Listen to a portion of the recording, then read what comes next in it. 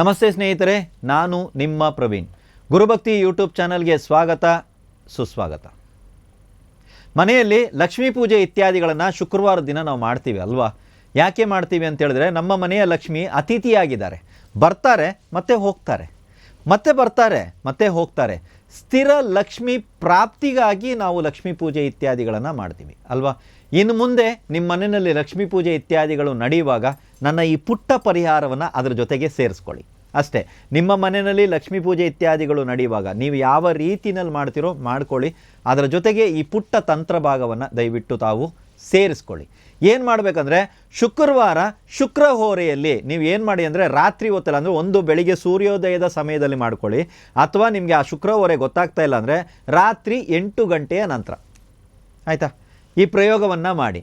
ನಿಮ್ಮ ಮನೆಯಲ್ಲಿ ಉಪ್ಪಿರುತ್ತೆ, ಕಲ್ಲುಪ್ಪು, ಅಡಿಗೆಗೆ ಬಳಸುವಂಥ ಕಲ್ಲುಪ್ಪು ಏನಾದರೂ ಇತ್ತು ಅಂದರೆ ಅದರಲ್ಲಿ ಸ್ವಲ್ಪ ಪ್ರಮಾಣದ ಉಪ್ಪನ್ನು ನೀವು ತಗೊಳ್ಳಿ. ಅಂದರೆ ಒಂದು ದಿನದಲ್ಲಿ ಎಷ್ಟು ಪ್ರಮಾಣದ ಉಪ್ಪನ್ನು ನೀವು ಅಡಿಗೆಗೆ ಬಳಸ್ಬೋದು ಅಷ್ಟೇ ಪ್ರಮಾಣದಲ್ಲಿ ತಗೊಳ್ಳಿ. ಎಷ್ಟು ತಗೋಬೇಕಂದ್ರೆ ಅಷ್ಟೇ ಪ್ರಮಾಣ. ಅದರಲ್ಲಿರೋಂಥ ಉಪ್ಪನ್ನು ತೆಗೆದು ಯಾವುದಾದ್ರು ಒಂದು ಪಿಂಗಾಣಿ ತಟ್ಟೆಯಲ್ಲಿ ನೀವು ಹಾಕ್ಕೊಳ್ಳಿ. ಸ್ಟೀಲೆಲ್ಲ ಉಪಯೋಗಿಸ್ಬೇಡಿ. ಯಾವುದಾದ್ರು ಒಂದು ಪಿಂಗಾಣಿ ತಟ್ಟೆ ಏನಾದರೂ ಇತ್ತು ಅಂದರೆ ಅದರಲ್ಲಿ ಹಾಕ್ಕೊಳ್ಳಿ. ಅಥವಾ ಗಾಜಿನ ಬೌಲ್ ಇತ್ಯಾದಿಗಳು ಇತ್ತು ಅಂದರೆ ಚಿಕ್ಕದಾಗಿರುವಂಥದ್ದು ಅದರಲ್ಲಿ ಹಾಕ್ಕೊಂಡು ಇದನ್ನು ನಿಮ್ಮ ದೇವರ ಕೋಣೆಯಲ್ಲಿ ದೇವರ ಸಮೀಪದಲ್ಲಿ ಇಟ್ಟು ಲಕ್ಷ್ಮೀ ಮಂತ್ರವನ್ನು ಜಪ ಮಾಡಿ. ಓಂ ಮಹಾಲಕ್ಷ್ಮಿಯೇ ನಮಃ, ಓಂ ಶ್ರೀ ಮಹಾಲಕ್ಷ್ಮಿಯೇ ನಮಃ. ನಿಮ್ಮಿಷ್ಟ, ಆಯಿತಾ? ತುಂಬ ಈಸಿಯಾಗಿರುವಂಥ ಲಕ್ಷ್ಮೀ ಮಂತ್ರಗಳು ಭಾಳಷ್ಟಿದೆ. ನಿಮಗೆ ಯಾವುದು ಸಾಧ್ಯವಿದೆಯೋ ಅದನ್ನು ತಾವು ಪಠಿಸಿ 108 ಸಲ ಮಾಡಬೇಕು. ಆದರೆ ಈ ಉಪ್ಪನ್ನು ಇಟ್ಟಾಗ ಗಣಪತಿಯನ್ನು ಮರಿಬೇಡಿ, ಅರ್ಥ ಆಯ್ತಾ? ಮೊದಲಿಗೆ ಗಣಪತಿ ಮಂತ್ರ, ಅದಾದ್ರ ಮೇಲೆ ಲಕ್ಷ್ಮೀ ಮಂತ್ರ.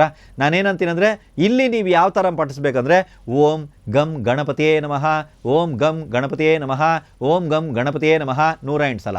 ಇದಾದ್ರ ಮೇಲೆ ಓಂ ಮಹಾಲಕ್ಷ್ಮಿಯೇ ನಮಃ ಅಥವಾ ಓಂ ಶ್ರೀ ಮಹಾಲಕ್ಷ್ಮಿಯೇ ನಮಃ, ಎರಡರಲ್ಲಿ ಯಾವುದಾದ್ರು ಒಂದು ಮಂತ್ರವನ್ನು 108 ಸಲ ಪಠಿಸ್ಬೇಕು. ಇದಾದ ನಂತರ ಈ ಉಪ್ಪನ್ನು ಶನಿವಾರದಂದು, ಶುಕ್ರವಾರ ಮುಗೀತು, ದೇವ್ರ ಹತ್ರನೇ ಬಿಟ್ಬಿಡಿ, ಉಪ್ಪು ತೆಗಿಬೇಡಿ.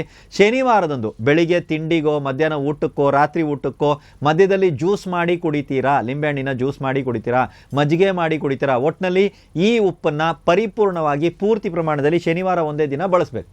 ಅಂದರೆ ನೀವು ಎಷ್ಟು ಉಪ್ಪನ್ನು ಇಟ್ಟು ಪೂಜೆ ಮಾಡಬೇಕು ನಿಮಗೆ ಅರ್ಥ ಆಗಿರ್ತದೆ ಇವಾಗ. ಇಷ್ಟೇ ಪ್ರಮಾಣದಲ್ಲಿ ಇಡಬೇಕು, ಕಮ್ಮಿ ಆದರೂ ಪರವಾಗಿಲ್ಲ.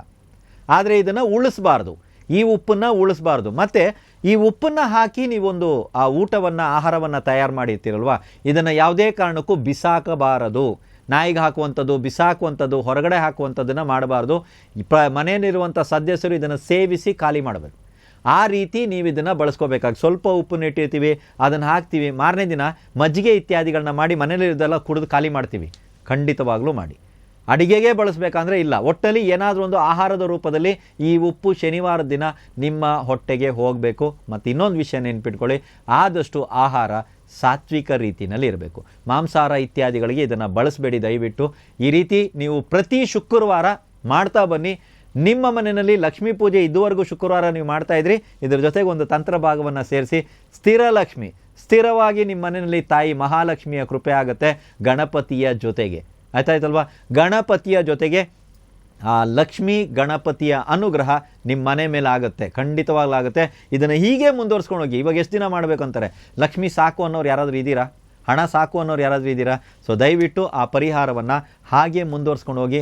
ತಾಯಿ ಮಹಾಲಕ್ಷ್ಮಿಯ ಕೃಪೆ, ಗಣಪತಿಯ ಕೃಪೆ ಸದಾ ಕಾಲವೂ ನಿಮ್ಮ ಮನೆ ಮೇಲೆ ಇರಲಿ ಅಂತ ನಾನು ಕೂಡ ಆಶಿಸ್ತೀನಿ. ಎಲ್ರಿಗೂ ಒಳ್ಳೆಯದಾಗಲಿ.